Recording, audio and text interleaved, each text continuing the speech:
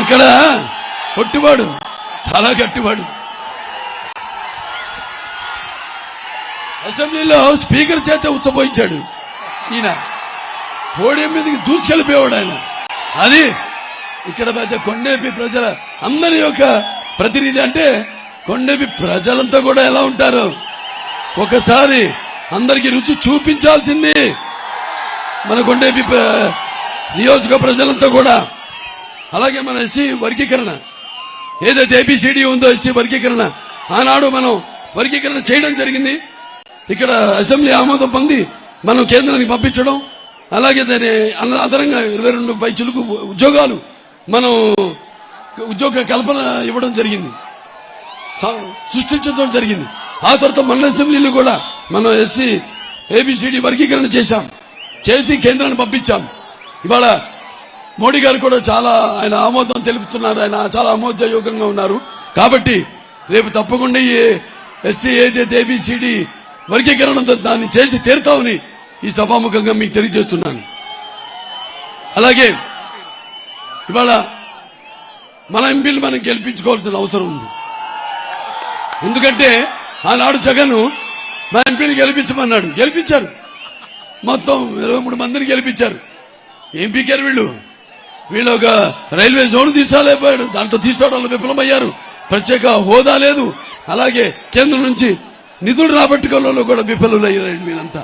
కాబట్టి ఈరోజు మన ఎంపీలు ఈనాడు 3 పార్టీలు కలిసినాయి, కూటమి, తెలుగుదేశం, జనసేన, బీజేపీ. ఈ కూటమి శక్తిని ఎదుర్కొనే శక్తి ఈ దేశంలోనే ఎవరికి లేదు లేదు లేదు. ఈ కూటమి అన్నది ఒక నిప్పుల ఉప్పెన. ఈ కూటమి అన్నది ఒక అగ్నిపర్వతపు విస్ఫోటనం. ఈ కూటమి అన్నది ఒక పాశుపతాస్త్రం. రేపు ఎన్నికల్లో ఇవన్నీ గుర్తుపెట్టుకుని మీరు మన మేనిఫెస్టో ఏదైతే మీ ముందుకు వచ్చాం, ఇంత పెను భారం మన ప్రతి ఒక్కరి నెత్తిపైన ఉన్నా కూడా 10 లక్షల రూపాయలు ఇవాళ మన ఒక్కొక్కరి పై అప్పు ఉంది. కాబట్టి ఇవన్నీ మీరు దృష్టిలో పెట్టుకుని ఆనాడు ఏదైతే సామాజిక అవగాహన తీసుకొచ్చారో, రాజకీయ అవగాహన, ఎలాగైతే చైతన్యవంతులు చేశారో రామారావు గారు, అలాగే మన రాష్ట్రాన్ని అన్ని రకాలుగా ఆర్థికంగా వనరులను సృష్టించి మనం రాష్ట్రంగా ఏర్పడ్డా కూడా ఆంధ్ర రాష్ట్రంగా ఎలాగైతే ఆనాడు సమాజ స్థాపన కోసం చాపకూడ నేర్పాడు పల్లనాటి బ్రహ్మన్ అన్నట్టు, లేకపోతే విద్యుత్తుల విధులను మార్చి బ్రతుకును పండించే కందుకూరి, అలాగే ఒక మేడిపండులా మెరిసే సంఘం గుట్టు విప్పెను వేమన్నా. ఇప్పుడు మనం విప్పాల్సింది ఈ జగన్ ఏదైతే మేనిఫెస్టో మన ముందు పెట్టాడో, చూడటానికి మేడిపండులా ఉంటుంది, మెరుస్తూ ఉంటుంది, లోపలన్నీ పురుగులే. మేనిఫెస్టోలో ఎక్కడ కూడా మద్యపాన నిషేధం గురించి కానీ, లేకపోతే పోలవరం గురించి కానీ, లేకపోతే రాజధాని గురించి కానీ ఎక్కడ కూడా ఈ మూడిట్లో ఒక్కదాని గురించి కూడా ప్రస్తావన లేదు. అలాగే తెలుగు భాషను, మన తెలుగు భారతిని ప్రజల భాష తీర్చిదిద్దాడు ఆనాడు గురజాడ. స్వతంత్ర భారత రథసారథయే సమరాన దుఃఖే నేతాజీ, సత్యాగ్రహమే సాధనముగా స్వరాజ్యమే తెచ్చే బాపూజీ, గుండెకెదురుగా గుండె నిలిపాను ఆంధ్రకేసరి టంగుటూరి. అలాగే మన తెలుగు వారికి ఒక రాష్ట్రం కోరి ఆవుతి ఆయన అమరజీవి తర్వాత ఎన్టీఆర్, ఒక అంబేద్కర్ గారు, వీళ్ళందరినీ మనం స్ఫూర్తిగా తీసుకోవచ్చు. చంద్రబాబు నాయుడు గారిని మనంతా స్ఫూర్తిగా తీసుకుని రానున్న ఎన్నికల రంగంలో మీరంతా ఈ మన తెలుగుదేశం పార్టీ అభ్యర్థులు, అటు శాసనసభ అయితేనేమి, లేకపోతే ఇటు మన లోకసభ అయితేనేమి, మన తెలుగుదేశం పార్టీ సరే ఈయన గురించి చెప్పక్కర్లా, ఈయనకంటే నేను పొట్టి, ఈ వయసులో ఈయనకంటే పెద్ద నేను,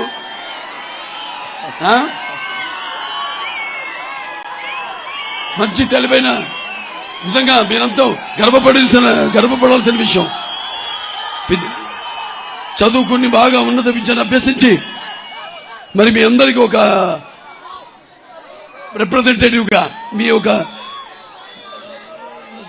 శాసనసభలో మీ అందరినీ అక్కడ ఉద్దేశించి ఇక్కడ సమస్యల గురించి ఆనిసలు పోరాడే ఒక సుశిక్షితుడైన సైనికుడు,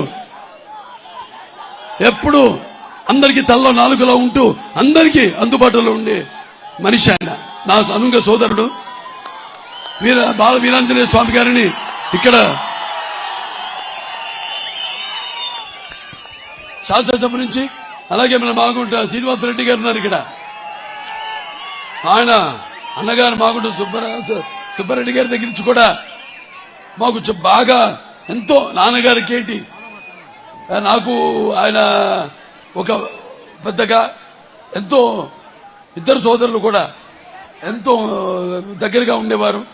ఇప్పుడు ఈయన ఉన్నారు. ఇప్పుడు ఇక్కడ ఇవాళ మన ఎంపీలు మనం చెప్పాను నేను, ఏదైతే చట్టబద్ధం మనం తీసుకోవాల్సిందో కేంద్రం నుంచి, ఏదే ఎస్సీ వర్గీకరణ అయితే ఉందో, లేకపోతే ముస్లింస్ కి ఏదైతే ఈ 4% ఉద్యోగాల్లో అలాగే వీటిలో మన చదువుల్లో రిజర్వేషన్, అది కూడా మన చట్టబద్ధం చేయడానికి మనం కృషి చేస్తాం. మన అభ్యర్థుల్ని మనం ఇక్కడ గెలుచుకుంటేనే అక్కడ మనకి నేనన్నా మన కావలసిన నిధులను అయితేనేమి, సమకూర్చడంలో అయితేనేమి, చట్టాలను చట్టబద్ధం అక్కడ చేసుకోవడం, ఆమోదయోగం పొందడం అయితేనేమి, ఇవన్నీ మనం చేసుకోగలుగుతాం. కాబట్టి ఇద్దరిని కూడా అత్యధికమైన అఖండమైన మెజారిటీతో గెలిపించాల్సిందిగా కోరుకుంటూ, నాకున్న జ్ఞాన సంపదలో బ్రాహ్మణుణ్ణి, ఐశ్వర్యంలో వయసుండి, మంచికి మాలని మంచి చేతులు తిరిగే మాదిగని, కష్టాన్ని నమ్ముకున్న కమ్మరిని, కొమ్మరిని, కంసాలిని, రజకుడిని, నాయబలముని, గల్లుకిత కార్మికుడిని, కల్మషంలోని యాదవుడిని, ఆపదలు ఆదుకునే వెలమని, వ్యక్తిత్వంలో రాజుని, అమ్మను మరిపించే కమ్మని, పౌరుషంలో రెడ్డిని, భుజబలలో కాపుని, ఎవరు ఇందాక పొగాకు దండేస్తాడబ్బా